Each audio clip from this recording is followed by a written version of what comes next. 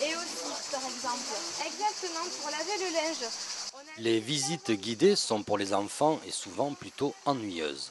Toutes les explications, parfois pour un public averti, ne leur sont pas forcément compréhensibles. L'équipe de l'Office du tourisme de Saint-Guillain-le-Désert a décidé d'y remédier. Il y a plusieurs membres de l'équipe à avoir trouvé qu'il manquait une offre adaptée aux enfants, aux familles en général, et qu'il fallait essayer de leur trouver un centre d'intérêt un peu plus ludique. La vie d'autrefois dans le village est riche et intéressante, et qu'on pouvait faire une petite thématique là-dessus. Rendre le moment plus ludique pour que les enfants s'intéressent. Ils découvrent l'histoire mise à leur portée et le contact rapproché avec le guide leur permet aussi d'interagir.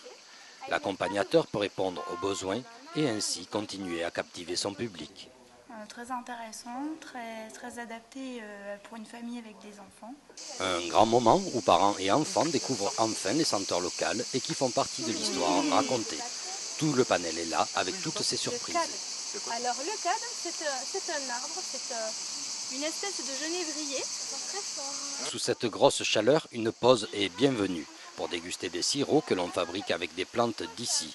Thym ou coquelicot étonnent, mais le plus souvent avec de l'eau fraîche. Ils aiment. C'est bon? D'une durée de 2 heures, ce parcours se termine par la visite du musée du Santon.